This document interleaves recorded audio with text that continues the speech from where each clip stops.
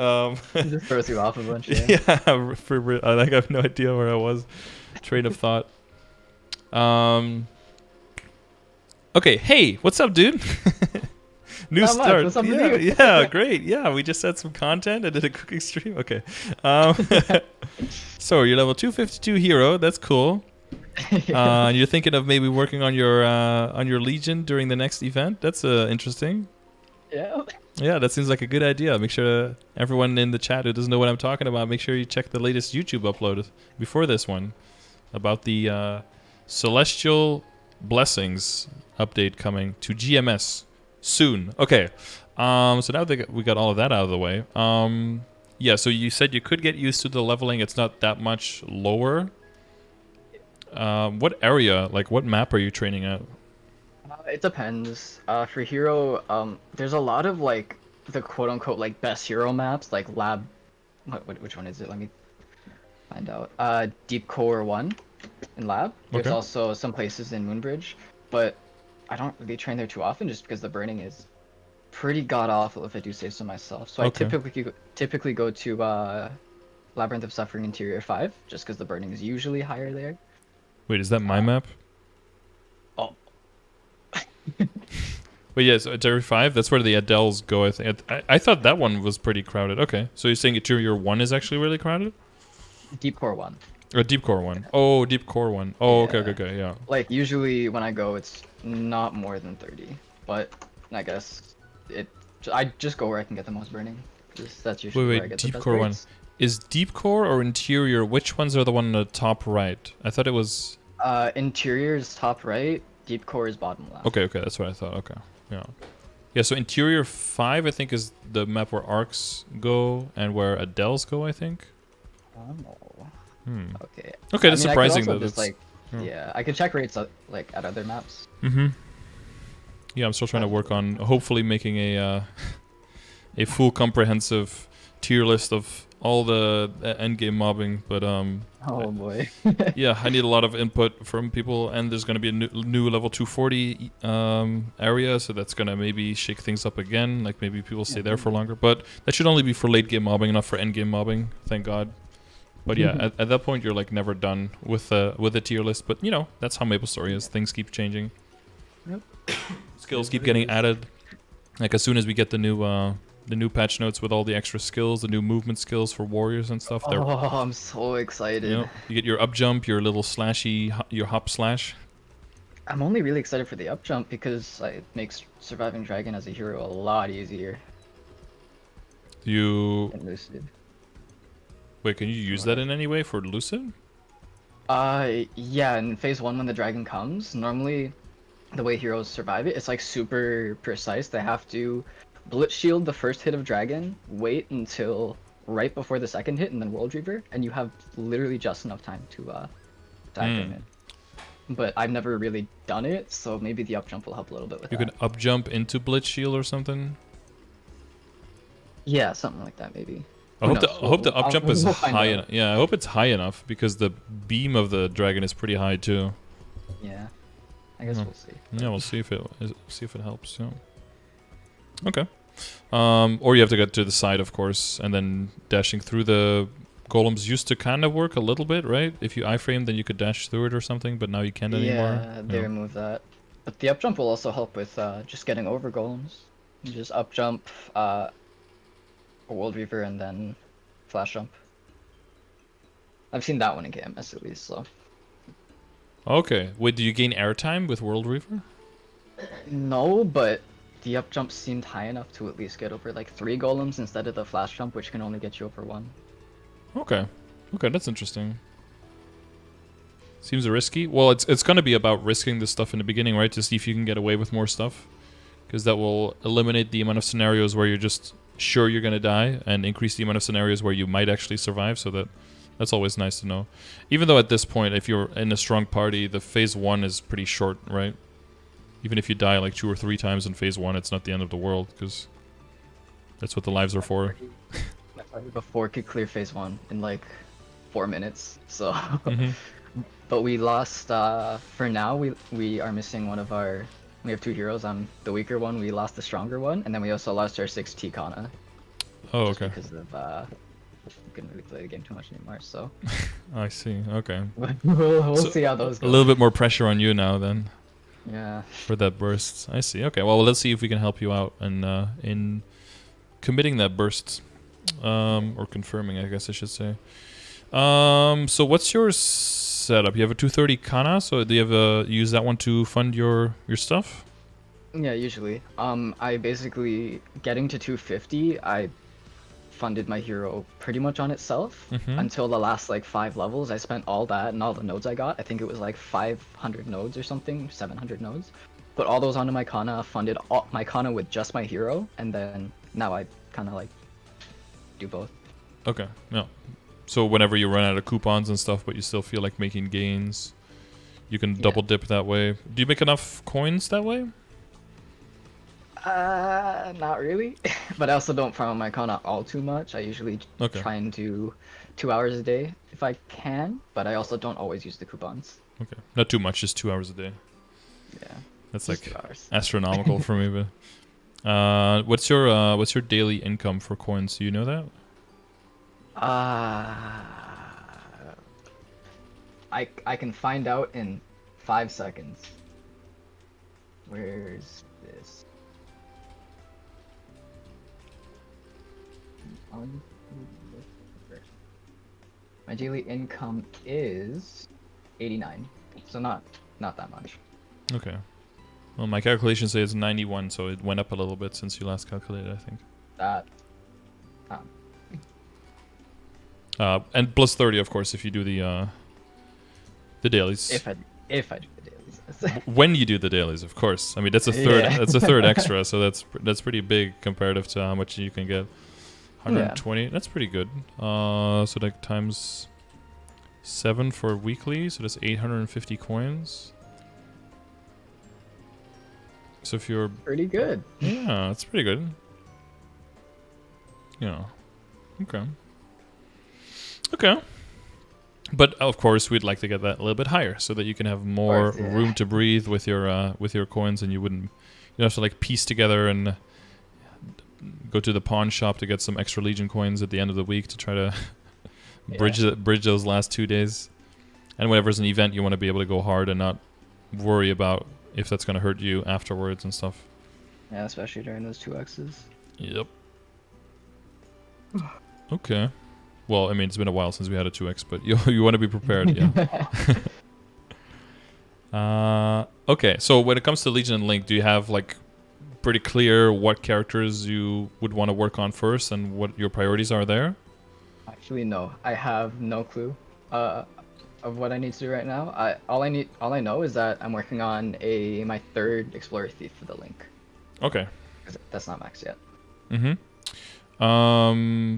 So in order to know what your priority probably should be,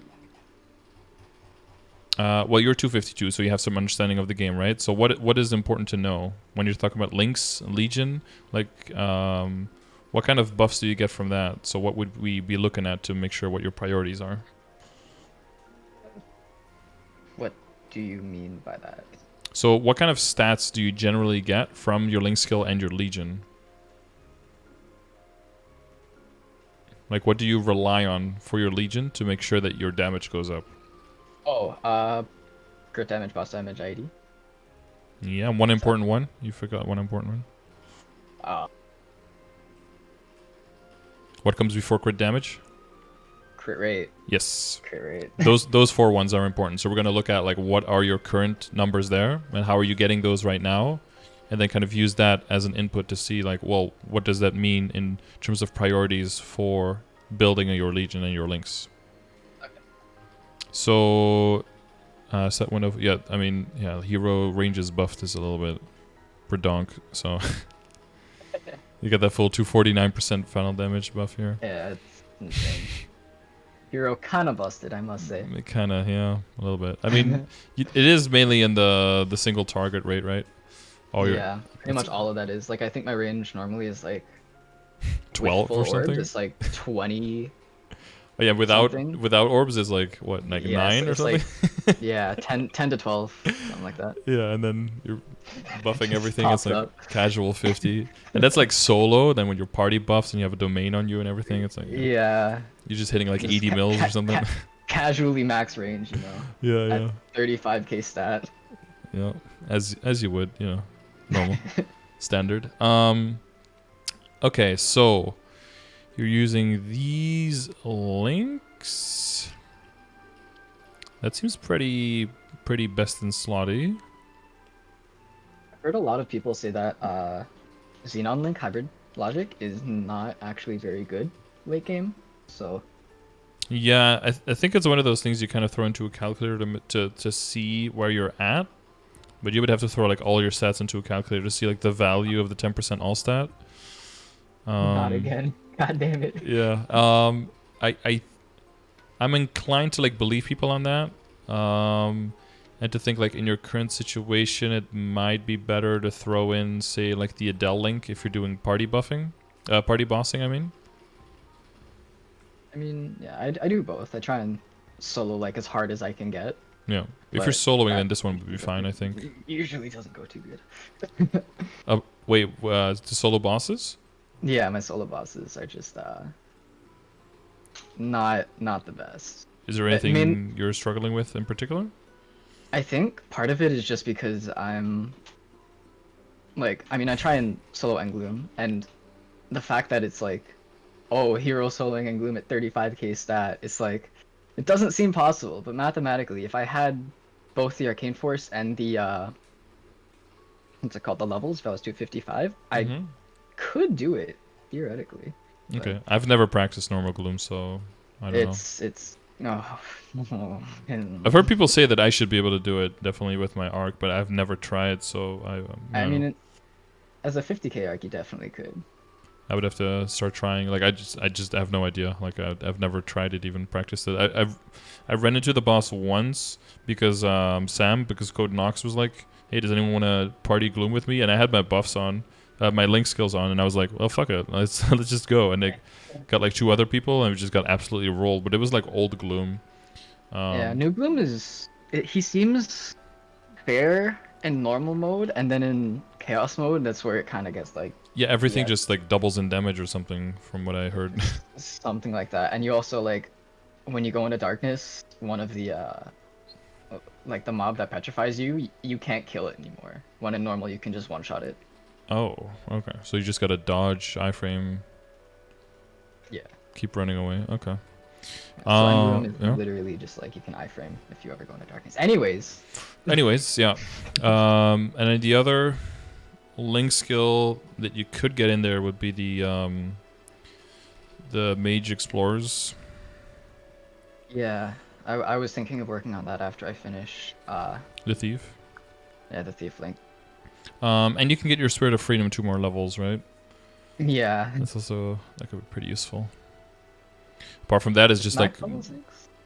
8. 8 is the max level. You can just get one of each Okay. 4 of the resistance characters and get them all level 2 and stack them all together. But you have to get the different 4 characters, yeah. Yep.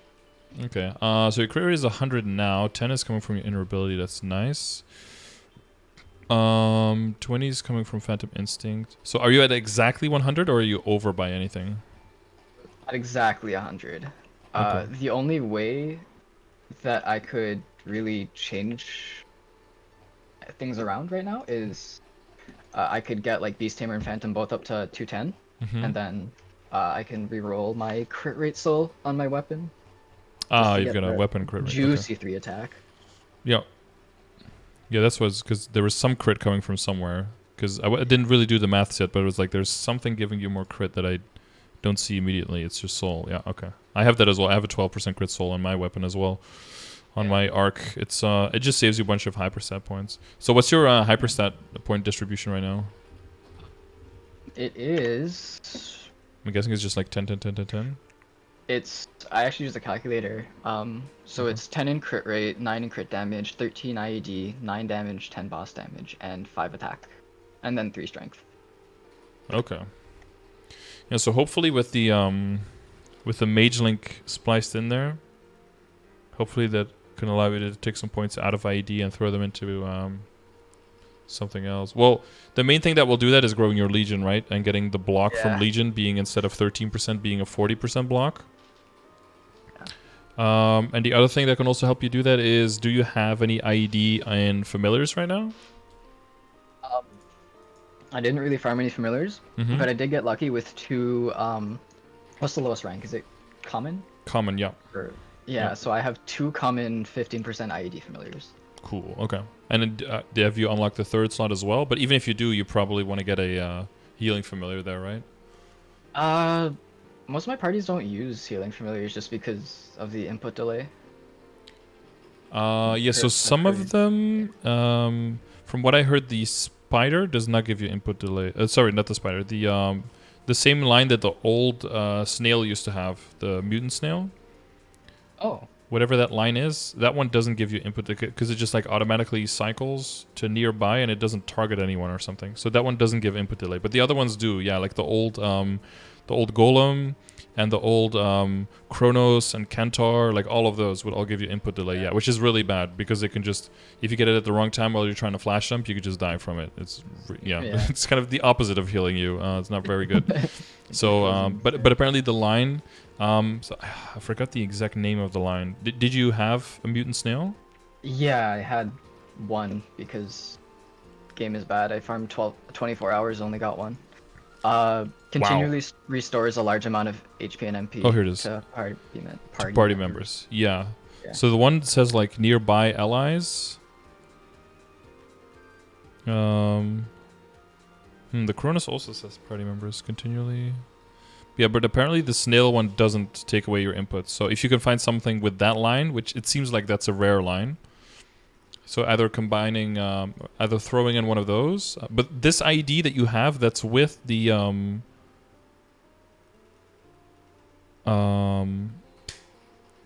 that's with a calculator. It tells you to put 13% in ID in your hyperstats. Yeah. Hmm. It might just be because I also don't have an IED line on any equips. Yeah, that is true, and it's probably because of the Legion and the all of the link skills being at level 1, or sorry, level 2. I mean, sorry. Did you put in for your, well, you put everything in, right? So it would calculate your functional ID and not your visual one. Yeah. And it still made you put 13. Okay, because that's so much. I mean, my function, I believe, was only 91 point, or it was like either 90.5 or 91.5 before. So Yeah. Hmm.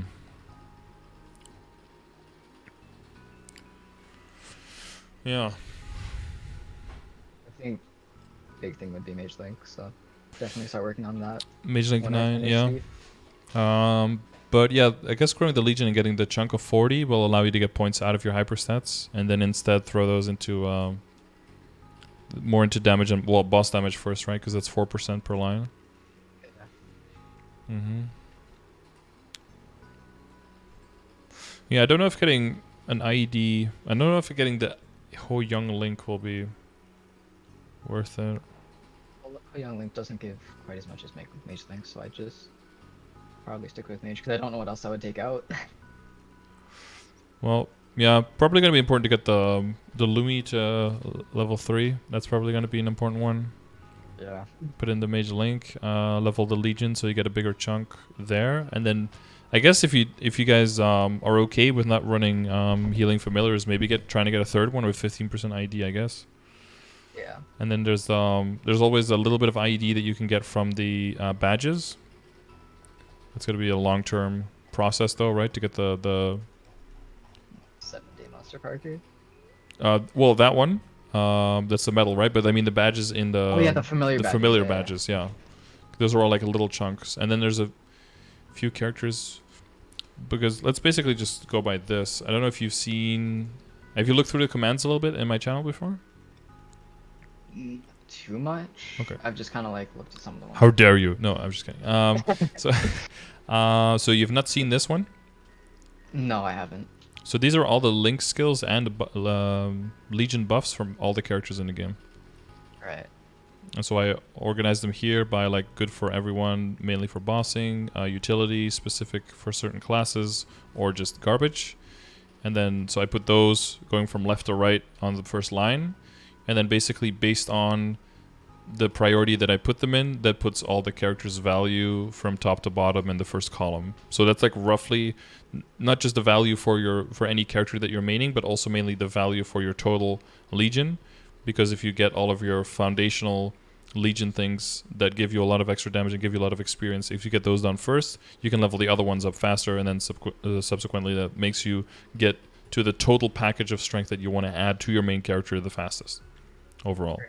So it's mainly settling your experience buffs and then settling your like same thing as buff duration and CDR, because that's like very easy to do very early on. And then it's all about crit rate, right? Because once you get to 100%, that crit damage starts applying, and then you start working on the critical damage to get that up as high as possible. And then it's mainly just damage, and then the bossing stuff starts coming in. So probably even if you haven't looked at this, you probably roughly went through this list, roughly. But there might be a few that you may have skipped so far that might be good to add to the list or to the priority list if you're going to be pushing on your Legion soon.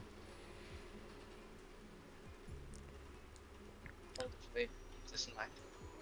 Sorry, you're breaking up a little bit from your... I'll definitely keep it in mind. Bookmarked. Yeah, so there's some crit rate for Marksman and Night Lord. I don't know if you've leveled these before. I have a Night Lord 230 because I made like a dual blade just to like mess around with, and then I realized after it hit 230 I was like, I hate this class, so I dropped all the equip on it. Like I dropped like half the equips on it, and then swapped it to Night Lord. You dropped them? Yep. Okay. That's a very impulsive thing that I would never do because I'm old and boring, but okay. I mean, I wasn't really enjoying the class, Mhm. and if I'm swapping it to Night Lord anyways, I don't really need the Katara and the dagger, so That's those are, like, the true, main but things like I dropped. like late game and end game, dual blade is considered like the best character in the game pretty much, and you can always Absolutely. switch back later once you've done the leveling on the Night Lord, right? And then the equips will just be there waiting for you. But I mean, I just kind of like dropped it because I didn't enjoy it as much, so Mm-hmm. I was like, it's just a Legion wheel at this point. I'm sure. Okay, so Marksman would allow you to get some more critical rate, right? Yeah. If you get that one up to 200, that's 4%. So that's that could be nice. If you combine that with the so if you have 4% here, you combine that with I think you get a little bit of crit rate maybe from your familiar badges as well. If you combine that percentage with this, with maybe leveling up the Beast Tamer, maybe that'll give you an extra 10. And then if you have a bigger Legion and you put some in critical rate there, if you have the extra space, of course, you might be able to get rid of your Phantom Link and instead put in maybe an IED Link. Well, whatever works for the calculator at that point, right? Yeah. That could free up one of the slots. Yeah. But yeah, at that point you're just like Tetrising all the stuff together, right? Trying to get like Hyperstat, Legion, and Links are like all trying to get those peripherals done, right? The critical rate, the critical damage, the ID, the boss. Like that's where a lot of that stuff is coming from. And you want to do the least amount necessary to get to 100% and then build up from there. 100% crit rate, I mean, of course. Yeah, I don't know if you've done these, like Hayato Shade Jet. I saw the Shade, I think. Yeah, the Jade is 200, Hayato and Jet are both 140. Well, my Hayato's, yeah, actually, yeah, they both are 140. Mm-hmm. Okay, yeah. Well, it is a nice jump from 140 to 200. They get 2% extra.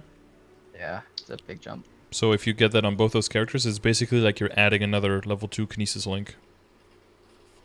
And on top of that, they both gain 1 extra hex. So if you have them in your Legion and you have them in critical damage, you gain another critical damage from that just because their pieces get bigger. So it's like you're adding 5% critical damage.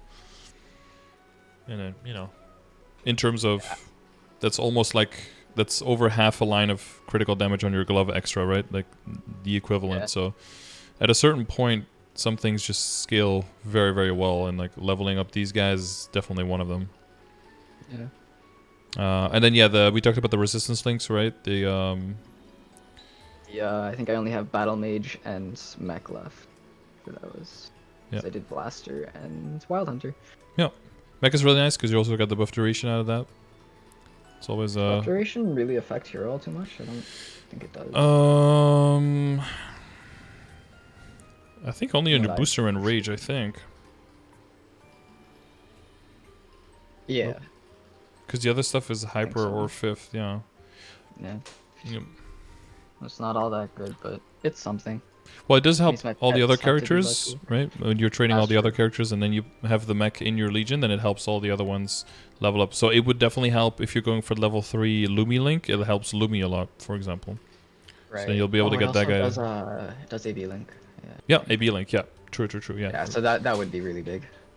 For you, that's really nice, yeah.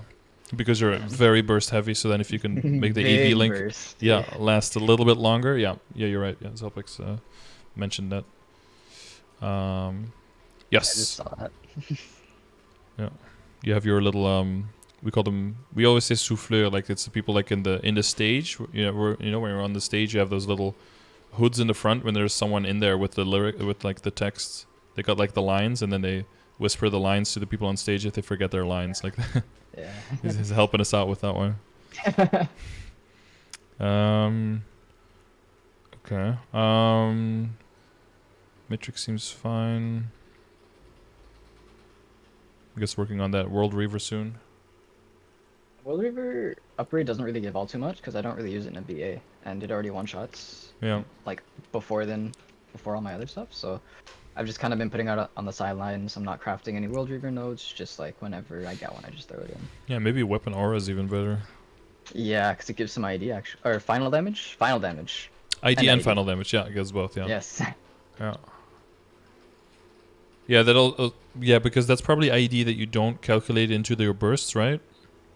Yeah, that's true. But it could be because you're always gonna have weapon aura up if you're using instinctual combo, right, on those big bursts. Yeah, every burst, every big burst, I see, and then all the other buffs. How much is it when it's maxed? Is it 15% or is it even 20? For weapon aura? Yeah, I think the final damage is only like a few percent, but the IED I think becomes 16%. Oh, so that's pretty close. It goes to 16% IED and 6% final damage. Oh, good. Yeah, that's pretty good. That's like another familiar, right? With Exactly. yeah, it's definitely all those little bits adding up. Oh yeah, and the one thing I was gonna say, the IED, for the Legion buff. So that's Beast Tamer and and Blaster. So that you already leveled those, yeah. And you have both of those at 200 or at 140 as well? 140. The only 200s I have are, I the believe it's actually just the first 4. one I can see in the. Yeah, it's the on first bottom. 4 that you can see, and then I have like some other ones that I played like before I came back to Reboot.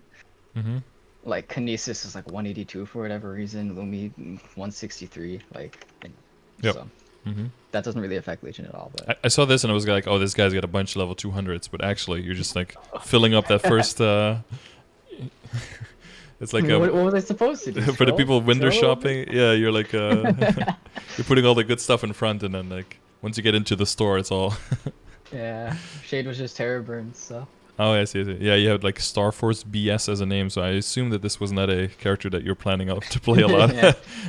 I mean, Shade is a lot of fun. I feel like once if I ever finish funding my hero, I might just go straight over to Shade because it's so fun, so smooth with the backstep and the foxtrot. Yeah, the fifth job I found very made the class way more fun for me. I haven't even experienced fifth job properly. Like I unlocked it and never used it, so. Oh, you basically It'll get be the interesting to see. like the one the Spirit Claw, like the main lesser target attack. It gets like every 8 seconds or something. It gets a powered up version where it basically becomes a full map. Well, not a full map, but like a pretty big AOE every time. Yeah. So that's I think it also pretty gives fun. IED from what I've heard, but. Yeah, I think you debuff. Well, you debuff bosses a lot as a Shade. Like every single debuff you put on a boss, it takes more damage. So you just have all of your types of debuffs. You just stack them all together. Yeah. That's pretty useful. Very useful for a team. Yeah, I didn't like Shade. Well, it's not like I liked Shade, but also didn't dislike it, but I also didn't like it. It was like very I was like very neutral towards Shade when I was playing it, but then once with fifth job, it actually became pretty fun. Yeah. You get to play around with cooldown resets and that kind of stuff. So I just really enjoyed even like the pre-fifth, like just okay, leveling up in general. It just felt, I don't know, man. Going from just hero to shade, it's like, oof, really nice. just get it to 250 for extra 1% critical damage. Yeah, that sounds easy. Yeah, just do that. Okay, so the IDs you already have, yeah. But again, the ID is the same jump as critical damage, where you get from 140 to 200, you get plus 2%. And it's, of course, 2% ID is like nothing, but if it's 2% on top of something that's already 3 and it goes to 5, then it does a bit more, right? Because it's all about, you know how ID is calculated and everything? Multiply, no, not multiply. Yeah, that one, it stacks diminishingly, I think, Yeah. from what I've heard. Yeah. So yeah, it is That's what it multiplicative, is. but it's like diminishing stacking because of it looks at the amount that you're missing to get to 100%, and then it takes the percentage of that, basically. Yeah. So if you're at 90 and you add 10%, then you add 10% of the 10% you're missing, so you add 1%, so you go from 90 to 91. So if you ever have one source that's 100, you always end up with 100, no matter, regardless of how many other sources you have. And well, you know about PDR for bosses, right? Like how much you're looking for to get. I believe it's 93 base. Yeah, so that's based Endgame. on so that's based on like what you on how much PDR the bosses have. Do you know how all that works with PDR and stuff? Not really, no. Okay, I'm looking so to it okay. too much. So basically, so PDR for bosses is basically their armor, stands for physical damage reduction, and then ID is ignore enemy defense, which is your penetration for the armor. So in the beginning, the bosses have almost no defense, so you don't really need IED to commit all of your damage to the boss. It's pretty simple. Then as the bosses get harder, they get more and more PDR, more and more armor. And then Vellum used to be the lowest level boss that had 300%, which is like what all the big bosses have. But they lowered Vellum not too long ago, like a few months ago, to 200%. And then basically it's everything Lotus and Damien up now is 300%. And I think Helix now is 250%, so it's like in between. So what that means is if you have 300% PDR, that basically means that if your IED, say, is 50%, that means you ignore half of the armor, so 150% stays. And that's a final damage reduction, so that means you get 150% damage reduction, so you deal just once, basically. If you only have 50%. If you have like 80%, for example, you ignore 240% of the 300, so that means there's 60% left. So you get a 60% damage reduction, so you deal 40% of your damage. So because of that, you can see how important IED gets later on, even though it doesn't show up in your range whatsoever. Stacking it up later actually becomes very important. Where can I get an Android hut on Reboot? Love the content less than 3. Thank you, Plebon. Right now, there's no, there's only temporary hearts available if you get a recipe, and they're all just bad. So we probably wait until the winter update when we're most likely going to get the fairy heart available to buy for 2 bill from the event store. That's most likely what we're all waiting for. Until then, you don't worry about hearts. What was I talking about? Oh yeah, the PDR. So let's say you have 90% ignore IED instead of 80%. Then you ignore 270% of the 300. So there's 30% armor left. So you deal 70% of your damage. So by going from 80 to 90, you go from dealing 40% of your damage to dealing 70% of your damage, which is an increase of like almost 50%, right? So IED becomes very, very valuable the farther you go. But because IED is also available on potential lines and, you know, in your Legion, in your links, whatever, or in your hyperstats where it costs points that can go at the expense of damage and boss damage, you don't want to overstack, because at that point, you know, if you have a lot of penetration but not a lot of damage to go through with that penetration, then you're losing out on damage. So that's why a calculator comes into play to like help you find out where the sweet spot is. Right. Okay. Yeah. So that's where those numbers come from. That's where the 93 comes from, because then 93%, people are calculating, well, you have 93 visual in your damage range. That means that functional, you're probably a little bit higher. You're probably like around 94 or something. And then because of the 94, you ignore 94% of the 300%. So you have like 18% still going through. So you deal like 82%, hopefully a little bit more, like 82 to 85% of your damage. And that's like kind of like the sweet spot. But that's right now that's more for late game, and because of the extra lines with Superior Gollux and because of the access that we can have to IED, and maybe also a little bit more now with familiars that don't really go at the expense of damage directly. That's why for endgame, I think functionally you're looking closer to like 97% IED. Like fully buffed, I'm at like in window 96. So Yeah, so that that's like should be but fine that's with because everything. yeah, and then in window, yeah. So that's probably that's maybe already a little bit on the high end, but that's probably right now because of the yeah, that's probably a little bit on the high end. Because you'll have stuff like the boost nodes, right? Don't show up in stat window. That if you add the mage link, that won't show up. All that kind of stuff. Right. And you know you're going to be partying, of course, with a Demon Avenger. You know they're the solid foundation of every party, so that's gonna be another 30%. Just kidding. Nobody parties with us. Yeah, so that's why we're looking more at these numbers here. I don't know if you've seen this before. Progression one? Yep. I have not seen that. Okay, so based on where you are now, you're like aiming for functional IED, right? But you know about the difference, right, between what you see in window and what you actually have? Yeah. Yeah. So if you need to calculate that, you can use the ID calculator that just puts all of the sources in there. But if you've already thrown everything into calculator at one point, you already know that number. But so for endgame, yeah, like if you like want to be black mage ready, and then you're functional, you want to be at 98 basically. And oh, thank you, Blauren. 5. Oh shit. Can we get some kisses in the chat for our boy?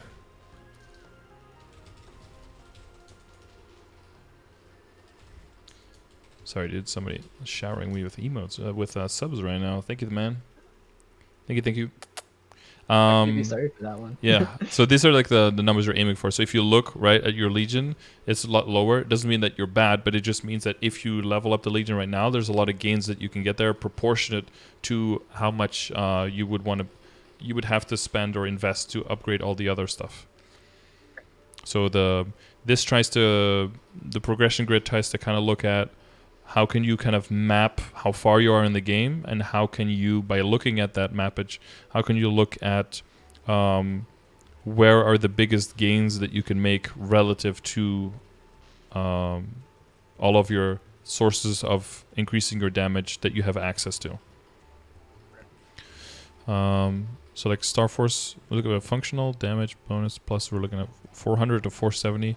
I think you'll be on the high end there as a hero, especially if you don't have any ID on your well, actually, you look at that, you're at 300. No way. Can I take this bottom number and just pretend like this top one doesn't exist and just say that you're at 397? Yeah. Which is like exactly on here. Can I just use that one? Because it just looks way better for me. Like, makes me look good. Of course. No, okay. So you're at like 300. So 431. Yeah. So, you know, the further you go, some classes are going to splurge like crazy. I think my arc in full buff goes up to like 800 to 900 here. But then I'm lacking in a bunch of other stuff. Like I don't have nearly the amount of final damage you do, for example, right? I think I have like 18% and that's it. And you're at like 240, so 250. So that's a huge difference. That's hero things, I guess. Yeah, exactly. Well, yeah. So this tries to be like a general progression for everyone. So there are definitely some outliers, and the further you go, the bigger the outliers get. But everyone will roughly recognize these numbers in these different stages.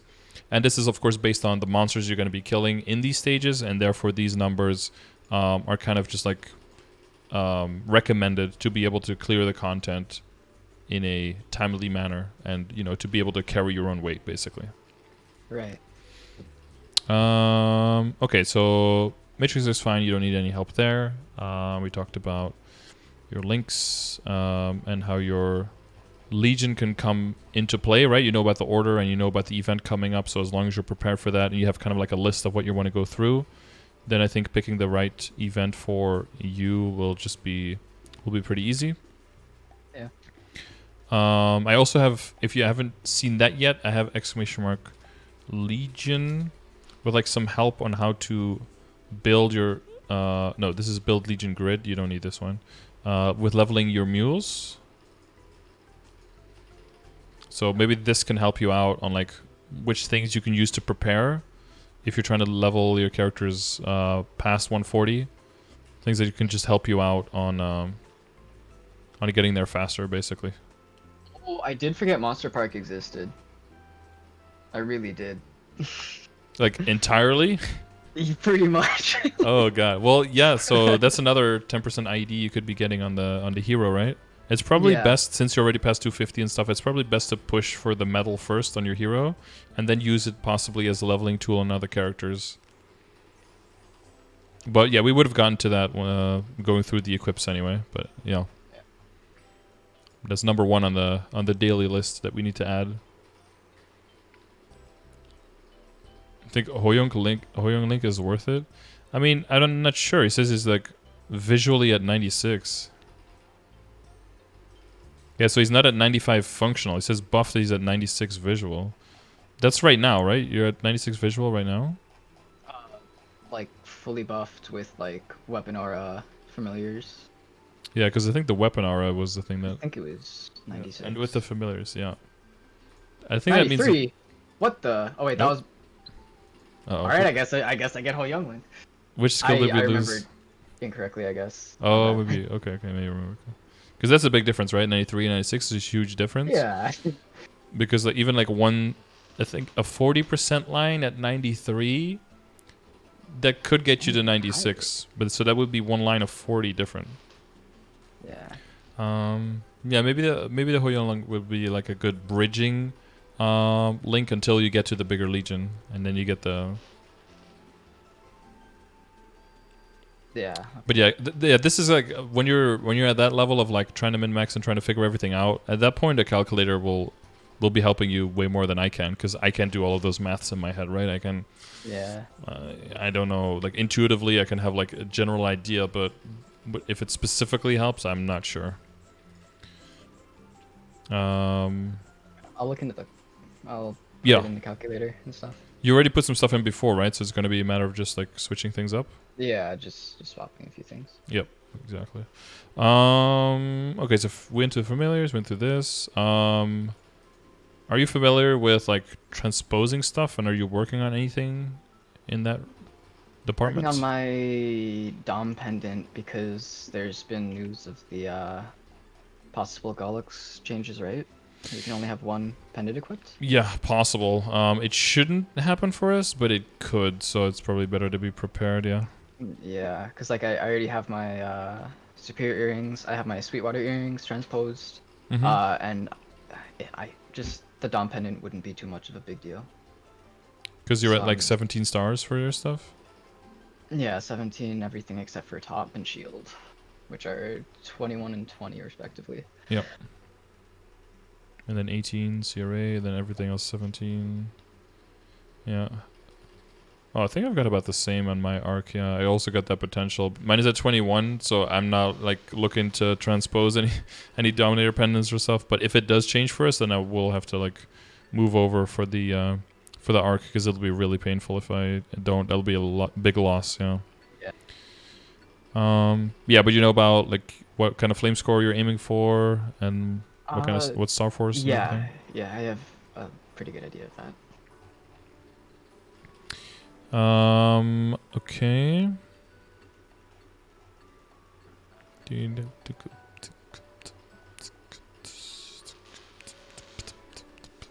Ooh, that's a nice heart.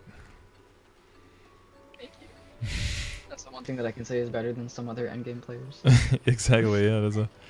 You got that going for you, which is nice. It's my only flex. Every time someone hits 275, that's always in this mega.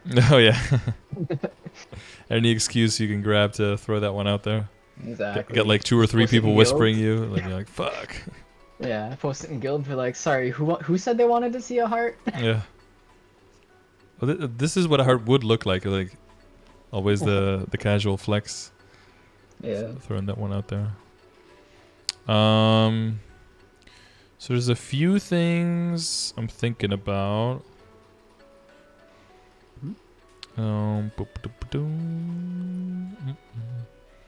So when you're flaming, what do you because I mentioned the flame score, is that something that you work with, or do you just generally just look at certain numbers that you kind of have in your head that you're looking for? Look for certain numbers. Like for transposing, for example, I'm not settling with anything under like 100 total. Um, so that's kind of what I'm looking at there. When I get like an arcane weapon, whenever that's gonna be, um, I basically either tier 6 attack with some boss or like tier 7 attack. That's pretty much it. In terms of like everything else, Absolab, I was aiming because I haven't touched my flames in a hot minute. It's been so long. My Absolab, I was aiming for 80 plus, CRA like 75 plus, and Golux was just like whatever I can get really. Yeah, anything that is strength or all stat is like. Yeah. Okay. Well, all of that stuff considering, it's still pretty good. So you transpose that 65 and 5. That's pretty good. I was really tilted though because I got like 86 and 6 decks, and I was like, well, whatever, game. Fuck me, I whatever. guess. Yeah. Oh.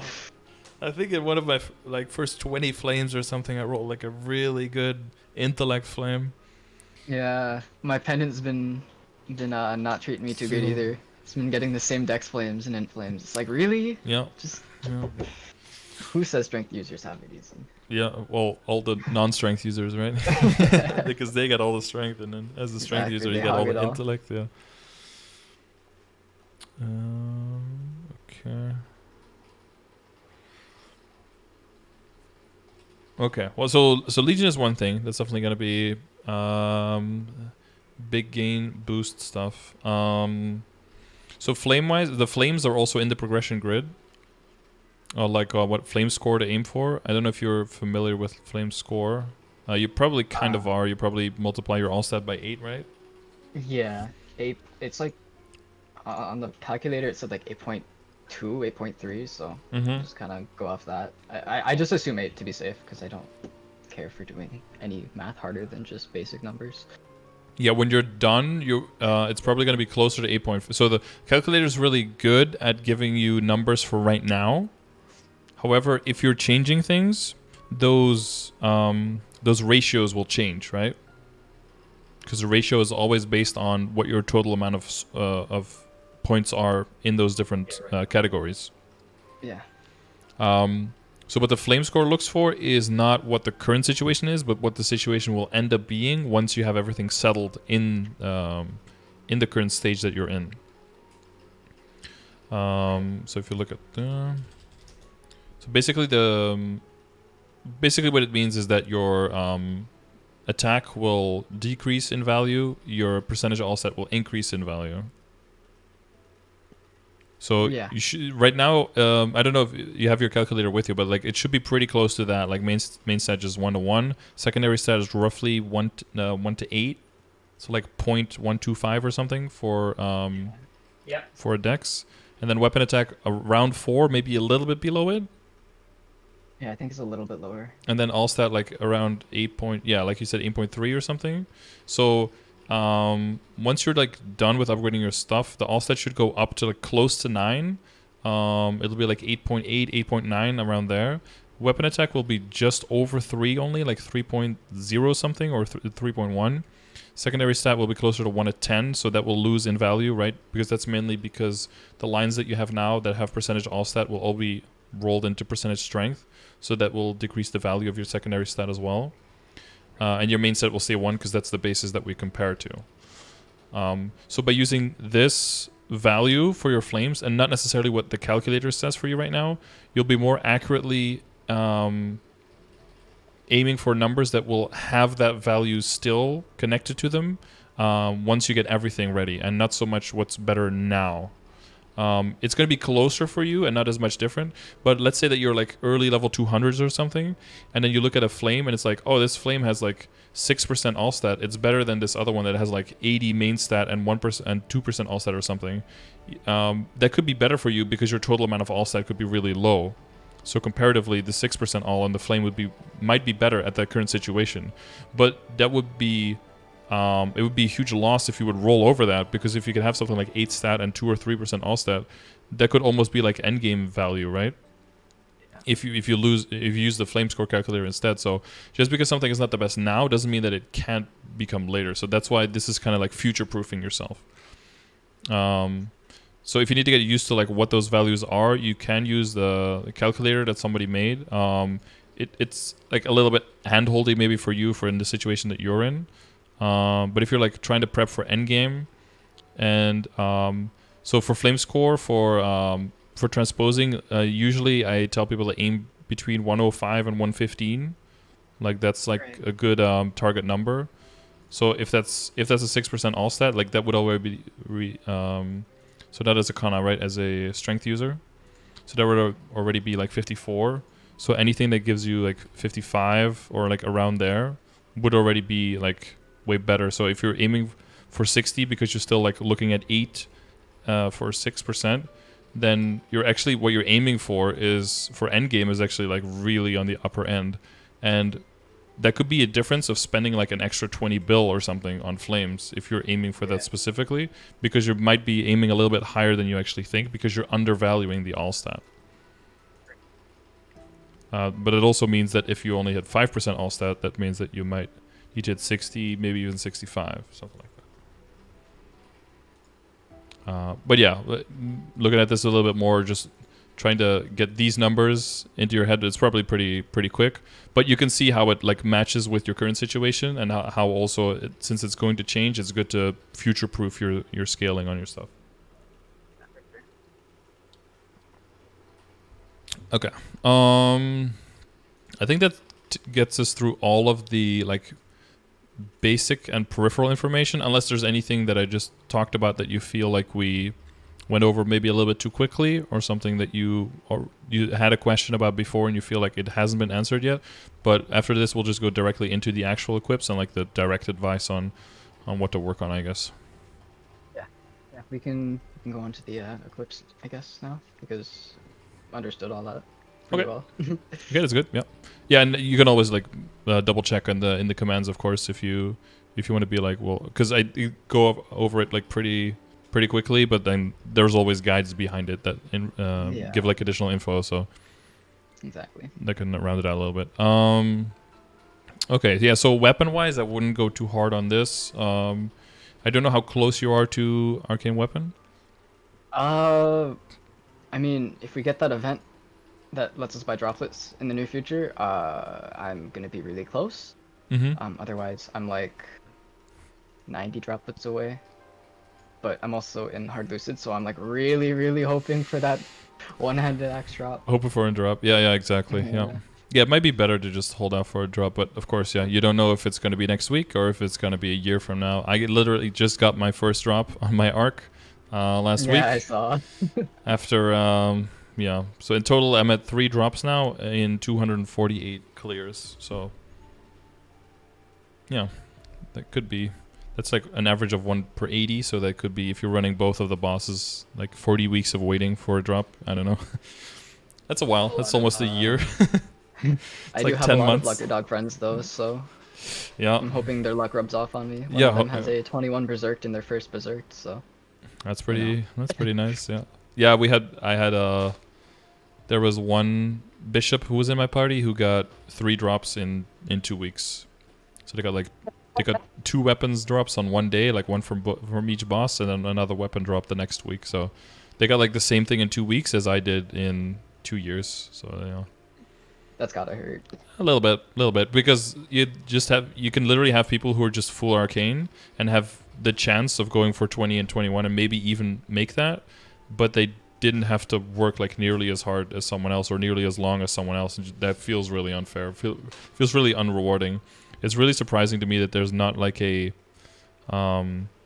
that the hard bosses don't drop like the Phantasma coins themselves, so that even if you don't get the drops, that even after a bunch of runs, you can still kind of like get the drops from the store that way. That would seem way more fair to me, but you know, I don't know. They just want people to. It's like hard, like dailies giving you droplets as well. That Yeah, maybe something like phenomenal. that. Yeah, droplet daily. That way you still have to like at least work towards the bosses. Well, I mean, you still would with yours, I guess. So yeah, either one.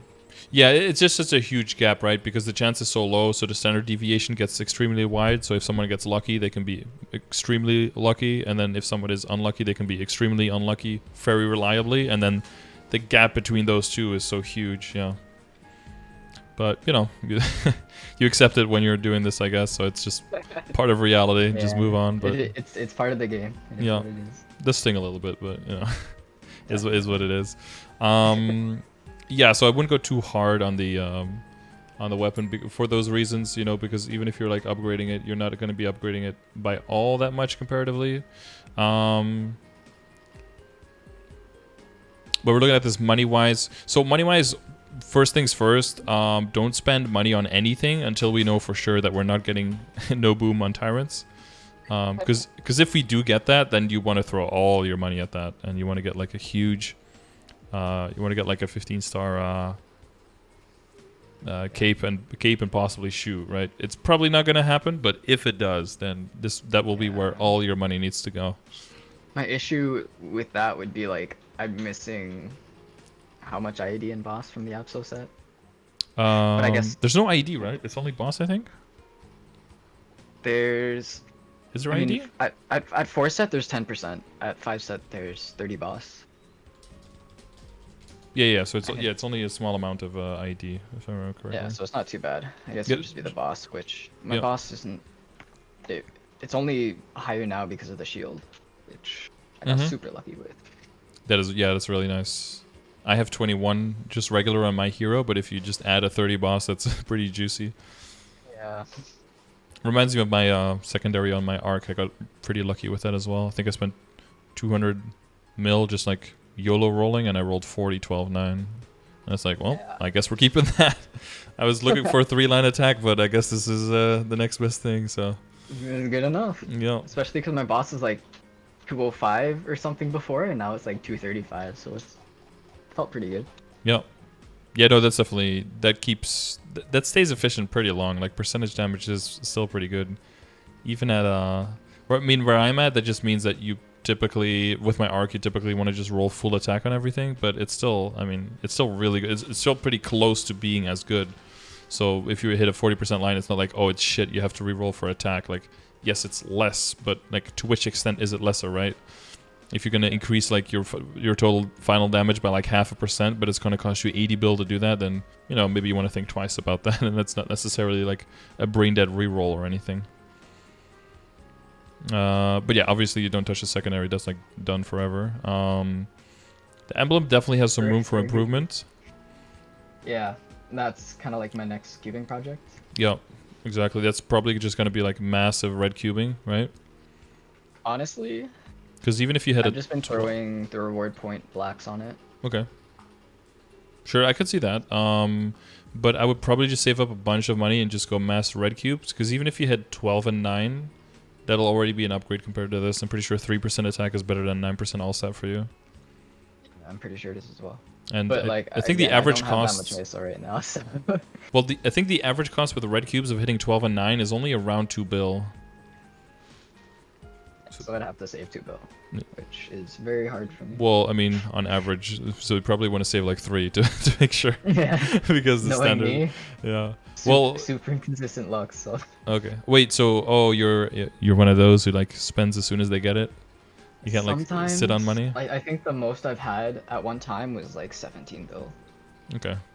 And that was when I went from 230 to 240 in like 4 days, 3 days. So you just didn't even have the time to spend it. You kept busy training so that you didn't have time. Yeah, I just trained for 3 days straight. It was toxic. Yeah. for your body, you mean? Yeah. For everything. For people around you. Yeah. I quit the game like 2 weeks after that. Came back though. Always coming back. Always coming back. You just take long breaks, right? You don't really quit. Yeah. Like when the Familiars revamp came out, I was in the middle of a break. I took like a 2-month break, and then I came back and was like, "Oh, Familiars are gone. I guess I'm kind of screwed." Mm-hmm. Yeah, they really missed the ball in every conceivable way on the release of that content. Yeah. Yep. Yeah, but like, as far as possible upgrades go, the emblem is definitely like high on the list, I would say, because you still have extra outs, because you could also hit like ID line and attack, and if you do that, that will allow you to rearrange a bunch of the other stats as well. I think eventually you don't need the ID line, so that would still only be temporary, but that would basically allow you to take all of your ID out of your Legion, even if you're growing it. Make sure that your critical damage and and boss damage are maxed out, and put everything else in critical rate, and that will allow you to redo your hyperstat points and redo your link skills to make sure that. So I do have one question. Is Mhm. is putting Legion into crit rate better than like just keeping it in link skills, or? I mean, it's a math equation, right? It's 1-to-1. Right now, it's probably better the way you have it. But as you get more and more characters to put in there, I think it mainly comes into play when you're moving from a 6K to an 8K Legion, because then the grid stays the same. So it's not like you keep scaling up critical damage and boss damage. You can't really scale those anymore, and you're gonna have all three full. Like, you're gonna have crit damage, ID, and boss damage full, and you're just gonna have points left. And it's going to be more valuable at that point to put them into critical rate and allow that to reset some of your link skills, rather than putting them like flat into stat and then attack maybe in the Legion. They'll just have more value as giving you an extra valuable link skill instead. But yeah, it's mostly post 6K Legion that starts coming in. Okay, so that's your first cubing project there. You got a lot of 3-line, which is considerable since you have 17 stars. So a lot of the, probably even more than my D8 does at this point, like my old main dude. Pocket, pendant. So yeah, so that first pendant would be one that you would be looking to potentially replace with a Dominator. So that's like your long project that you're working on. How are you approaching your earring right now? And well, so you're not going to switch into that until you already have like the Dominator done and transpose and everything? Transpose 3 lines, because my oh, I think I have to plug in my headphones. Scardor are nice. Yo, thanks for the sub, dude. Thanks for the Sorry, 4 months. what was I saying? Transpose pendant. Yes. Oh, earring. What you're going to do with the earring? Yeah. So my earring is what is that? 27, 17 starred. So like I have the earring pretty much ready. It's just a little bit worse than my like 500k range, worse than my Sweetwater. Okay. So yeah, because earring's already set up. because the level 160 tier and it's 3-line. Yeah. Yeah. Okay, okay. But that switch should be a general upgrade switch. Yeah, like there's a few things I guess you can try to 3-line or like 2.5 line, right? If you get like 12-9 and 6 all or something on the belt, on that one last ring. With your hat, I do want to look to Zelpex a little bit, or to the people who play hero, but I'm pretty sure that getting cooldown reduction on your hat is like so much better than getting strength on it. Is it? Yeah, because it reduces the cooldown of World Reaver, which increases your survivability a lot, and it decreases the cooldown of Burning Soul Blade as well, which allows you to rotate even better through the skills when you're mobbing, and just have higher uptime during bossing as well. And I think like like ideal would be like 4% cooldown reduction, which is crazy expensive, but like 2 or 3% with some strength would be preferable to like 2 lines of strength. Right. Yeah. A lot of the other heroes I've seen, like Dark, I guess yeah, like a bunch of the high level heroes, they just have 3 lines strength, but I'm not sure if they swap. But I did notice that what's his name? It's possible that they swap for Snow mobbing. Willy. Yeah, Snow Willy's World Reaver looked like it had a shorter cooldown. so I'm not entirely sure. I'd have to look into that, ask around. Yeah, I think what people do for it might depend on like what kind of bosses they're doing and who they're mobbing with and everything, and if they need the survivability.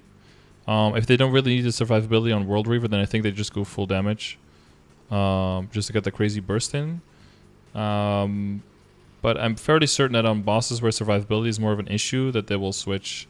And I think for mobbing they also switch because obviously you don't need all of the damage to be able to keep one-shotting monsters, right? But having an uptime, being able to do like a full map attack, because you're going from 20 seconds cooldown to 18, right, for World Reaver. So that's a 10% reduction basically. So you'll just be able to use 10% more full map clears, and you'll have Burning Soul Blade up more. So you'll have less of a time gap between the other skills. So for mobbing, I think people switch definitely. You do have the Absolab hat, so you could... Because even if you break the set bonus for mobbing, it wouldn't really be an issue, right? You still have no Just problem working killing on, everything. Transfer hammering like 22 CRA over to my Absol, just so that when it's like when I get my arcane weapon, I'll have like a Yep. a 21 three-lined hat, or Yep. not three-line, but like a hat. A hat, yeah. Yeah. So yeah, so I'd say definitely ask for more heroes and ask for some information. I think they will confirm what I'm saying, like at least to try to go for like a line of 2-second cooldown reduction and 1 line of strength or something. At least for beginner, and then if you can get that on your Abzo hat, I think that could be like a multi-purpose between the two, and then depending on how much you're min-maxing, I think what you said is true. Like for some bosses that people go for like a 3-line strength on for bossing generally, and then for mobbing go for as much cooldown reduction as possible just to get the rotations done more easily. I mean, the rotations aren't usually too bad. Because you can just kind of swap between Burning Soul Blade, then you use Cry Valhalla, then use Burning Soul Blade again, and then you can instinctual combo, and it's almost it's like a really high uptime on Yeah, it's better really close. mobbing. And whenever there's downtime, I usually just collect mesos. Yeah, you So gotta collect as well at some point. Yeah, I think it's like without any cooldown reduction. I think it's like a 4 to 6 second in between or something, right? After like Cry Valhalla. No, after instinctual combo until Soulblade comes back, something like that. yeah, but I usually just like collect every time my Burning Soul Blade goes down, and then I go do all that other stuff. I mean, just having So, Burning yeah. Soulblade up while you're collecting is also pretty good, right? Just keeps clearing all the time. Yeah. I mean, as long as you don't go too far, of course. It is a pretty... Yeah. A lot of the like the lab and Moonbridge maps, the maps are just too big, so if I am collecting it, it doesn't really kill Yeah. too much from what I've seen. Doesn't really The like that. cooldown hat you can hard choose H will. Interesting.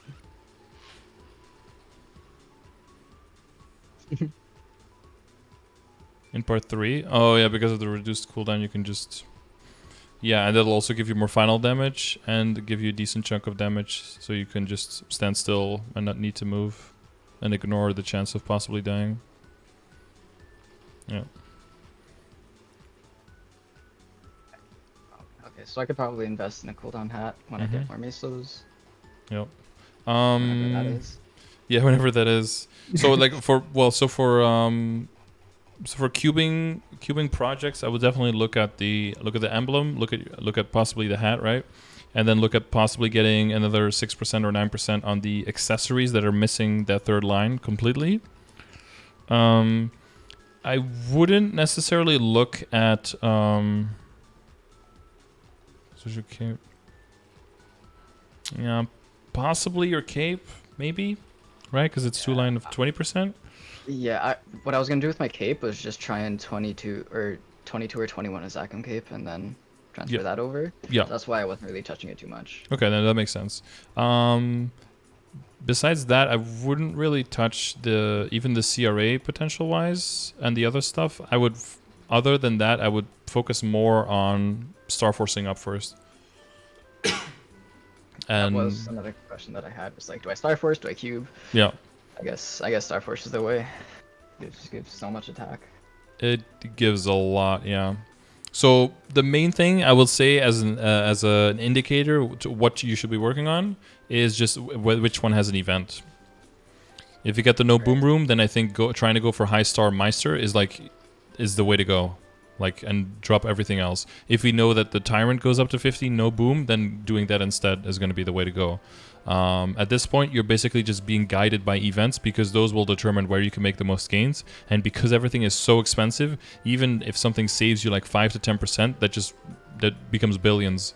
And then basically all your money your money just becomes more valuable, everything you saved up. And that's why it becomes more and more important to save up large chunks of money at this point and not really just throw it at your stuff because you're waiting for those events to make those upgrades. Every upgrade gets more expensive, and just the amount that you save, the amount of money that you gain by keeping money during these events is just becomes so big that is like, it's basically like you're increasing your rates of everything that you've earned by like 10% by spending it during an event.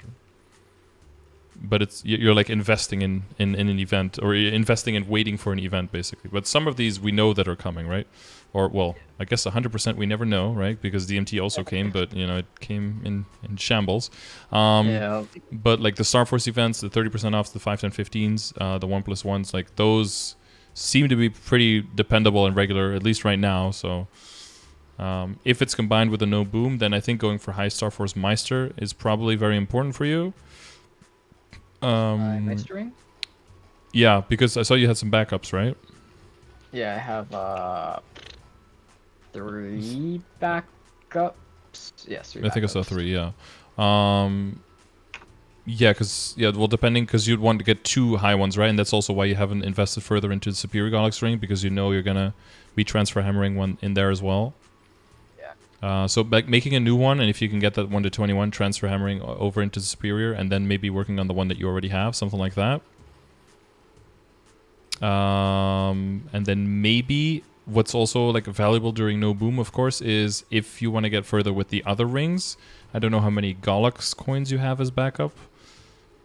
1,200. So not too many. 1,200. Not like. Well, the solid ring can be transfer hammered into the other 2, right? It can be transfer hammered into the reinforced, I believe. And to the Kana treasure, if you have. Yeah, that's true. And into the Meister ring as well. So, oh wow, okay. So because they're all 140, right? So it goes into everything, I guess. Yeah, it's in as that. So when it comes to security, you have a lot of value in that. Yeah, I am really scared about my Kana ring. It's not boomed yet, but like I don't know if I should be cubing it right now or if I should be Starforcing. Yeah, I guess with what you already have, I think Starforcing it now might be a little bit of a waste. And what you could try to do is get like another solid ring, and if you can get that 1 to 20, transfer hammered into the Kana treasure, so you can have a 19-star Kana treasure without needing to risk blowing it up. Yeah. And basically, until you get a 20 or higher Meister, and then a 20 or higher transfer hammered superior, and then a 19 like reinforced, and a 19 Kana treasure, and a 20 solid. Until you have all of that, there's actually no need whatsoever to risk blowing up the Kana treasure at all. Okay, so my Kana treasure can just kind of sit in my inventory for a little bit. Yeah. Basically, yeah. If you make it 19 by getting like a 20 solid into it, then you can commit to it as like a damage ring. But then it seems like you have to roll at least over 24. But you'll be doing that after you would get a high star Meister and transfer hammer that into superior. So at that point, you'll be then looking at rerolling your superior first, right? Yeah. So pendant wise, it's a little bit tricky because like getting backups for superior pendant is now a real meme. I don't know if you have any backups. I have 1 backup. 1, and then the other one that you would replace with the Dominator would become a second backup, right? Yeah. As expensive as that is because of the stats it has. Yeah. The other long-term plan is getting a high star Dominator pendant, trying to get it to 22, 21, and then transfer hammer it into the superior. That's your other option. Yeah. Or if you have saved reinforced pendants, but I don't know if you have any of Oh, those. I do have a few saved. I have 1, 2, 3, 4. Okay. Yeah, 4. Then that could be an option. Of course, getting anything to like 21 or 22 in order to transfer hammer, ideal would be 30% off event to get him to 15, and then a 5, 10, 15 to get him to however high you want to get him, right? That decreases booms, right? Yeah, decreases booms and It optimizes like the halves it or financial gain. something, whatever. Yeah, basically, yeah. It's a big difference, yeah. And the average cost as well, of course. Belts, you could be getting backups. The other thing is either reinforced belts or the ping bean belt, right, to transfer hammer over. Yeah, I have like 4 spares for the belts, so Okay, that's pretty good. I'm not like, yeah, I'm not too worried about it. Like, I Four, can just do it four, whenever. four could definitely be enough to get. I think mathematically, if you do it during 5, 10, 15, it should be enough to get him to 22. Yeah. Of course, once you get to the last one, then you want to still go the other way. Can't be worse than my shield. I can just say that. Did the shield go poorly? Shield went pretty poorly in terms of star troopers. Oh damn! It's very annoying too if you blow up a lot because there's like cooldown in between creating new ones, right? Yeah, and I also like, I think I was down to like my last spare, and then it finally hit 20, and I was like, oh thank God, Yeah. my heart.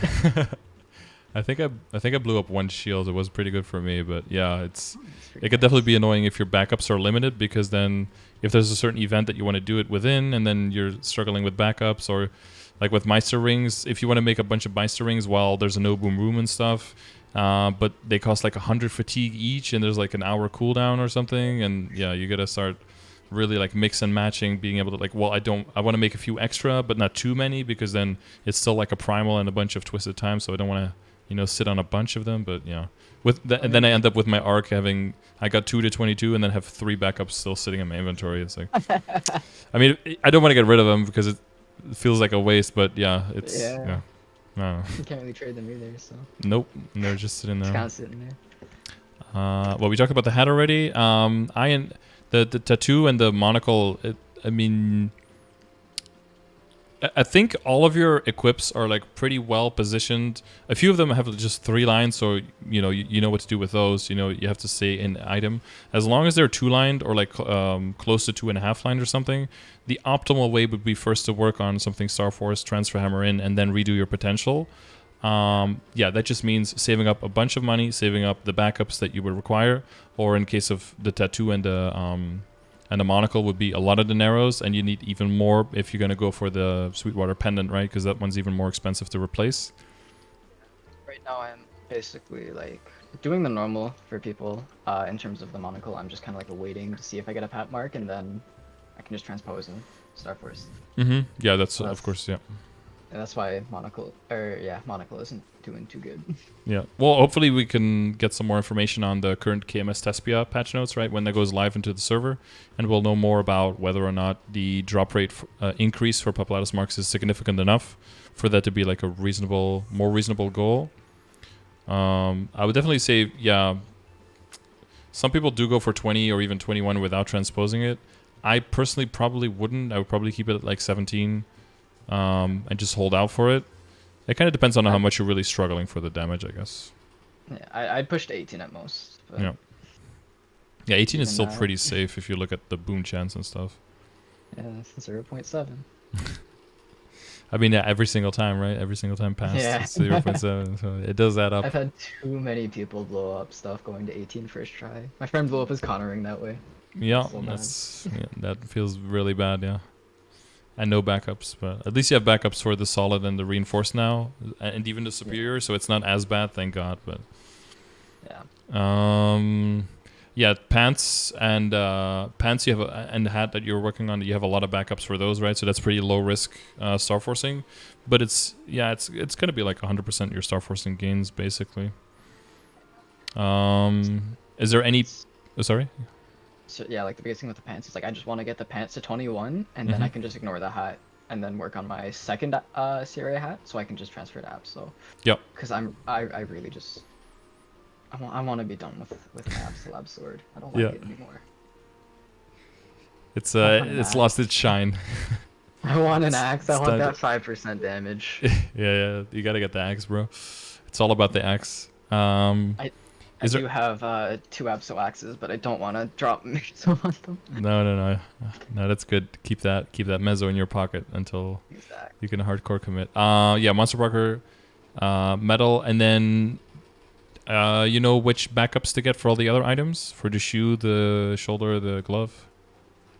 Shoe, anti-crook boots, I believe. Glove, anti-crook gloves. Mm-hmm. Shoulder is Japanese shoulder. Yeah, the Rembrew Then, ones. Remember, it can be any shoulder. Like it doesn't have to be specifically the warrior one. It can be oh, I didn't actually know that. yeah.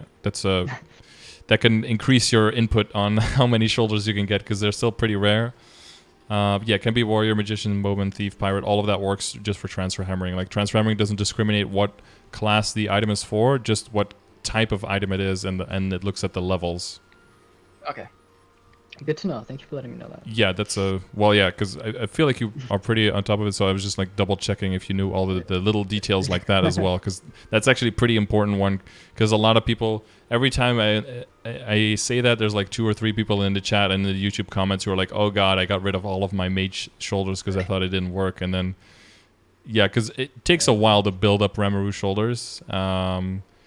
And I was dumb because I thought, oh, I can just get it to 21 during a 30% off because like technically it's a little bit cheaper than during 5, 10, 15.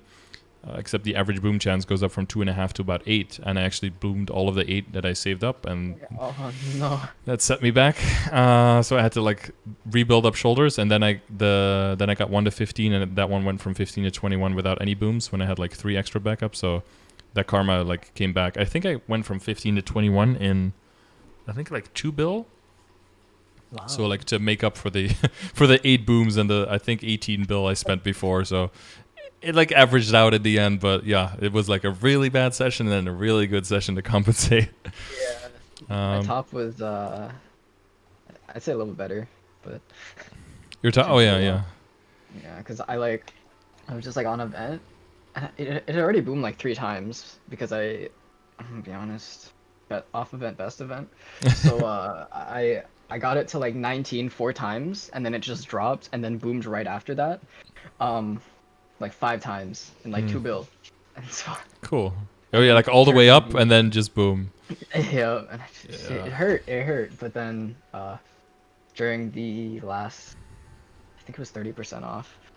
I just saved up 5 bill, and then it boomed another 2 times, and then that second boom hit, I think it went straight to 21 without failing. Yeah, without like any. Like Oh it yeah, felt like that's the cool 5 times Mm.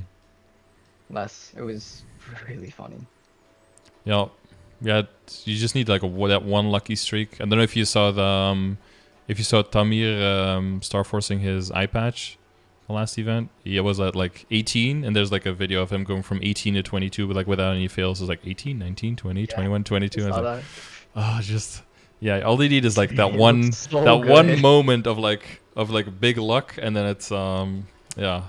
I mean, and that's it. That's the difference between having like a best in slot equip and just having nothing basically. Yeah. Yeah. But it's because of that people just keep gambling and keep trying, and because there, a few people got success and a lot of other people didn't. You want to be one of the few. Exactly. Yeah, so 22 like 4 times, but yeah, I've decided a long time ago to just, in general, just stick to 21, and then in certain situations, if I'm feeling lucky, I have backups, I have money, I will try for 22. But like for my arc, I went for 22 on the Meister rings and on my CRA stuff, and everything else I just kept at 21. Oh, and on my belt, because I had like 14 backups, so I was like, I'd be stupid not to try, yeah, that's just a few backups. Yeah, and I ended up not blowing a single one, so now I have like a whole inventory full of superior belts. Because Yeah, I still don't want to get rid of them, because like, what if something happens in the future and that allows like backups like these to actually have a lot of value? Like if I just get rid of them, that would be such a huge problem. Like I have 27 Dominators now or something on my arc, but like what if something happens that gives these an insane amount of value? Then I don't know. I did disassemble all of the Absolab Desperados I had on my DA because I just was running out of inventory space. I extracted like 10 of them because it was like I can't move anything around anymore. Yeah, I'm getting there. I have too many Zakum capes. I have like 4 rows of them. Yeah, well, so that's the main thing, right? Is that you're building backups. That's why you want to go for the root shoes and the root gloves because you can't physically have enough inventory space to keep backups for all of the Japanese gear of all of the different kinds and stuff. Like it doesn't work. So it's a good thing the CRA backups just come in use slots. That's very nice. The Sweetwater stuff backup comes in etc. tabs. So that's like very helpful. I guess the Golix backups now come in coins as well. So that all helps out a lot so that you can, fill up that inventory with really relevant things like the Ramaru shoulders. Those are very important, and some Zakum capes as well. Yeah. So it's mainly going to be about the Starforcing. So I would say definitely focus on the 5, 10, 15s. And just, as long as you have backups, just don't safeguard at all and just like YOLO it. I would typically have Star Catch like between 13 and 15 and then like at 18 plus or something. To not slow the process down too much, but the star catching. I don't know if you've played with the Starforce calculator a little bit. Not really. Not too much. Because this guy Brendan May made some calculators. So if you're looking at level 150 gear to get from 0 to 20, would you get it to 22 to transfer or to 21? For 22. Mm-hmm. So the way I see it is, I think it's easier to get to go from 20 to 21 twice rather than to go from 20 to 22 once. Would you agree with that? Probably, actually, yeah. So so what I did do typically is go for 21, then transfer hammer it over to 20, and then wait until I have a bunch of backups again and have a lot of money, and then try to go from 20 to 21 again. Because I feel like doing the 20 to 21 twice financially, I think makes more sense. Of course, so there's the upside is that you can, if you go for 22, the upside is you can like front load all of the risk onto the items that you have all the backups on. I think it's going to be more expensive, but you pay for the security that you never have to risk blowing up after transfer hammering, right? The other way is on average cheaper, but if you get unlucky, it's going to hurt a lot. So that's kind of like what you have to figure out which one you think makes more sense for your situation. I think either one there makes sense. But if you're going for 22, so let's say you don't safeguard, right? You don't have backups. We do it during 5, 10, 15 on level 150 item. I think it's going to be like 20 bill. Yeah, 21.3. But if you would and like would like a boom of 0 to 55, nice. Average boom of 7. But if you add star catching, average cost goes down to 17.7 with average boom of 5.5. So the upside downside there is that safeguarding and always star catching isn't reliable, right? Sometimes it speeds up and it becomes unreliable. I don't know if you know this, but like if the star catching speeds up, if you wait until the clock reaches the next multiple of 10 minutes, then the speed resets. Don't star catch. Yeah. So so if if it like speeds up and it's like impossible to do, and you're at like 17 minutes past the hour or something, if you wait until 20, it'll like reset to the regular speed again. So you could use that if you're like trying to Starforce past 18 or something, and then you're like, okay, I'll pause this item, I'll do something else, and bring the other item up first. When you're not star catching anyway, because star catching can give you this and can save you this money, but of course, in the time that you spend star catching and that you spend waiting for the star catch to come back, in that time you can also make money. So there's also an opportunity cost to star catching. So to kind of find the sweet spot, I usually do it like between 13 and 15 because they're to drop down from 13 all the way back to 10 is like a huge hassle. And if you're going past 18 at that point, I think every individual chance becomes so important that star catching there, I think, is very useful. And outside of that, I just disable it and just click, and then, if it booms, it's whatever, make the new item, Or like at least 14 to 15. Yeah, sometimes 13 to 14 I don't, but, it kind of depends on if it's sped up or not. If it's sped up, it's like whatever, and but you could use this to kind of guesstimate how much it will cost, so you can have an idea of like, do I want to go for 22, or if I switch it from 22 to 21, the cost is like significantly lower, right? And then if you would go for a 160 from 20 to 21, that's what you would do afterwards. That's like the average cost of 2.4. So you're looking at a combined cost of like 13, and the other one combined is like 17 to 18. So that is a pretty big difference. But of course, if you get unlucky here, and like the boom chance is 0.7, right? So if that happens, it's that is a tricky one. That's a tricky one. I don't like those odds for me. No. If you know that, typically for me, Starforce-wise, I'm pretty lucky. When it comes to potentials, I'm horrible. My flame luck is but my Starforcing just generally is pretty lucky. So I feel pretty confident in this. Although I probably shouldn't, because if my Starforcing is pretty lucky, then there's a chance. The chances that I'm staying lucky probably go down a little bit. But so far, this has really worked well for me. Like I put a video on YouTube as well where I get all my Abso from 20 to 21 and don't blow up a single one. So that's huge gains there.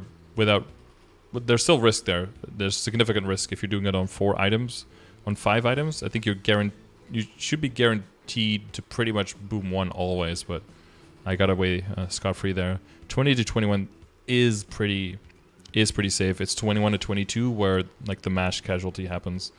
But we'll see. Like if you can get to 22 pretty reliably on a bunch of items, then maybe that works better for you. If you end up booming 21 to 22 like 6 times or something, maybe you'll change your tune. I'll reconsider. Maybe. Yeah, whatever. Yeah, just try to go with a strategy as long as you have like the backup information, like why you're doing it, and you kind of know like where the risks are, and what your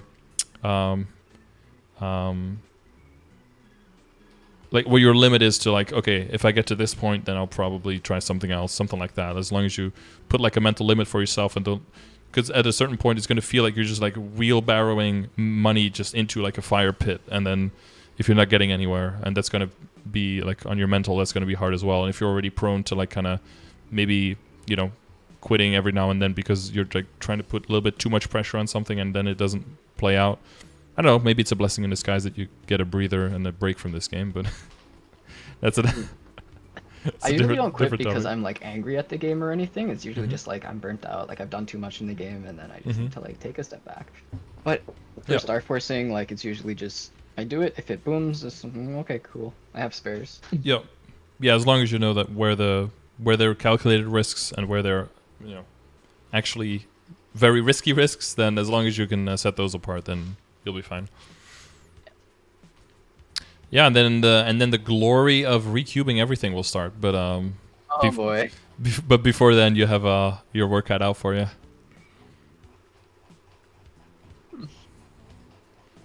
Is that a hopeful oomph or a Hopeful? Okay. Well, you got some stuff already like settled, like the heart is already a hard locked in. You got some 3-line stuff that's pretty good. Your secondary is like completely locked in. So there's some stuff that you can already safely ignore for a very, very long time, possibly forever. So that's always good, right? That's like a few things crossed off the list that's like no risk. In terms of the shield, like I'm probably not gonna touch that until I'm like trying to be like black mage ready or something. Like There's gotta be and it's gonna be a long way down the road. I need to be 275 and all that. So. Yeah, or if some kind of terminus shield, or if something shows up that is possibly can go higher, but I don't want it. No. Don't. No. The shield put me through enough pain. Yeah, just keep this one. Yeah, no, I agree. Fuck terminus shield. Even if it shows up, just get one and NPC it just for the highlight. Cool. So I think that gets us through everything. The one thing I guess is like I don't know if you have totems or stuff. Because I don't see those. I don't know if you have the Dark Lord's totems. Oh yeah, my totems. I forgot to add those. Sorry. I basically just have 1 Dark Doom, 2 Gold Dooms, and then I have 2 Dark Avengers. Yeah, 2 Dark Avengers. I see. Because the secondary stat. Yeah, so if that comes by, then there's like a possible little bit of gains there. If that comes by, usually that's around Halloween, except for this year it was in February or something. For whatever reason, yeah. Yeah. Well, they skipped it, and they thought we wouldn't notice, but we noticed, and we got mad, so they were like, okay, fine, here is this.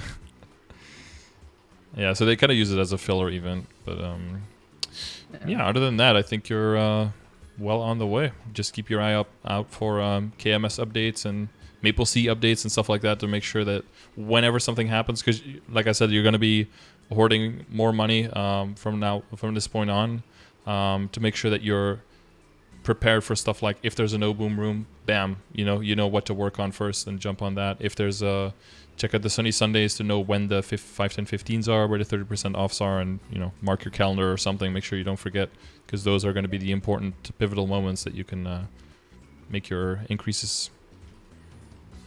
Definitely. And good luck with Legion. I hope the event is half as good as it seems, because I think that will, especially something who knows what they're doing and has some Legion coins, will give you like huge gains for your Legion, I believe. Hopefully it's I mean any event that's basically at Utah's is a good event to me, so. Yeah, it's not going to be quite Utah's, because that was like the best of everything. Oh, it's broken. Oh my goodness. Yeah, it was. At that point, I already had 8K Legion, so I didn't need it. But like seeing the gains that people made during that event was fucking crazy. Yeah. I think in that event I jumped from like 1K to like 2.5, which for me is a lot. I usually don't do Legion all that much, but. I mean, yeah, versus what you already had, that's a huge increase, for sure. Yeah, over doubled it. It was crazy. Yep, pretty massive. I remember, I think my mom played a lot during that time as well, getting a lot of Legion levels. It's pretty good. She's over 7K now, so she's working hard. Oh wow. I think 10K when? I think she had 7.1 today, so she keeps going. Yeah, that's impressive. It is, yeah. I think she's leveling a Shade or something to get the critical damage. Yeah. Hopefully she likes that one.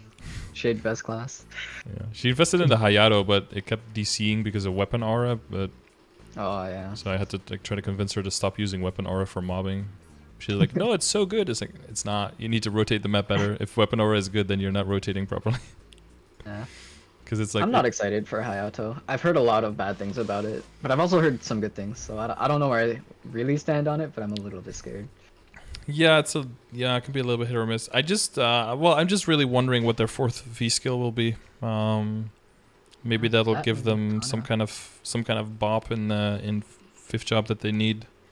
Yeah, I'm curious about Jet. I wonder what they're gonna get. Maybe they'll go up a bit. Who knows? Yeah, maybe it'll become like a viable class some way. Yeah. Maybe they'll almost match Bishop in damage. Maybe like the Cannoneer Hyper, where you like triple your lines but reduce the damage by a certain amount or something. They need it, or if they could just get a bossing skill or something like that, maybe. Yeah, maybe not using their main mobbing skill as a bossing skill. Yeah, something like that. That'd be interesting. Yeah. So, is there anything else that you are wondering about?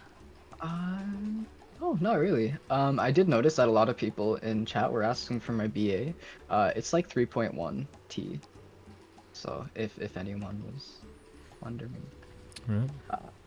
Hero kind of broken, busted class, by the way. Yeah, I should check with my hero, because mine is Honestly, obviously like a lot of levels lower, but I've got the it's arcane power. probably higher. I look at the numbers and I feel like my numbers are kind of similar to this. I have way less. Well, I don't have way less stat actually. You have like the same, because that's with Advanced Maple Blessing. Yeah, I think it was like 36 or 37 without Advanced Maple Blessing. Yeah. Yeah. So I've and got you the also have your arcane power. 20-star Absol, so definitely. Yeah. Yeah. Exactly. I guess I'd probably be. Well, I think I'd still be a little bit lower, but yeah, I could be around there as well. Maybe that's interesting, because I knew it was definitely over 1 trill, but I don't know if I was like I close to hit 2T with like 26K. You're fine. Oh, okay. Yeah, I haven't tested in a long time. And that was also without my +1. My +1 attack speed inner, like my inner, like I want to say it's almost perfected. I just need to get like ideally 20% crit rate, and other than that, it's like 21 attack instead of. Yeah, I rolled a 10% crit with circulators, and someone said no, don't settle, and I was like, yeah, fuck it, don't settle. And then of course I never saw any crit again. I should have saved the crit. Fuck, dude. I absolutely saved the crit. I just like 10% is half of what's best in a slot, but oh my goodness, dude, 5 bill, and I was just like, I was poor at the time. I spent literally all of my money on circs, and I was like, I'll just not. I'll just settle. Because I think I have like 4 mil honor experience as well to roll back the attack speed, which should be pretty reliable. Uh, Yeah, I should have I kept said it, but 6. yeah. Now I have like Six. attack speed +1 and then 5% damage to normal monsters and then 5% damage to monsters who are debuffed or something. That's what I have now. That's, that's not terrible. It's not the worst, but it's not. Best slot. It's not great. It's But- not exactly best of slot. No. Yeah, but Oh. I was really excited for that +1 and the attack. I got them both in the last honor event, so it was super clutch. It felt really good to become a real hero Yeah, for the yeah. first time in my life. The actual attack speed that you were supposed to. Supposed to have Yeah. instead of only hitting max attack speed in Benny or Domain. what's that? Domain, yeah. Yeah. Or when you have a Thunderbreaker in your party, of course. No, but Which that I only definitely know- happens all I the only know time. one Thunderbreaker in this entire game, so Or a Buccaneer, or a. Or a. I Or an know I Evan? know one Buccaneer. Evan can give you a rank of attack speed, right? And Yeah. R gives you one during his burst. But yeah. I do Lotus with an arc. Yeah, so that should get you to the. If they use their buffs correctly, then that should give you another rank of attack speed. I man better hope he uses the buffs correctly, or else I'm making. Yeah, it's a huge buff. Like they should be using it for themselves and for the team. Yeah, it's like 20 ID, 30 boss, 1 rank of attack speed, 20 weapon magic attack, 50% knockback resistance for 1 minute every 2 minutes, up every burst. Yeah, That's kind of good. it's kind of good. Yeah, It's like Should be BT. yeah. Well, mini BT with 50% uptime. Yeah. All right. I think we got everything we needed and some more. Yeah. Okay. So if you feel like Pretty you've good. been, if we can get the okay from you that you've been adequately served, then we can. Absolutely. This was actually better than I expected. All right. Hey, that's. I'll take that. I'll take that compliment. Let's Yeah, hope. Let's That's hope. good because I was expecting a lot from it. Okay. Wow. Okay. Nice. Let's hope I hear Did that all more. the questions and more. Cool. Okay. Well, I'll see you around then. All right. Yeah. Sounds good. Thank you so much. Yeah. Best of luck, and yeah. See you. Thank you. All right. Bye bye.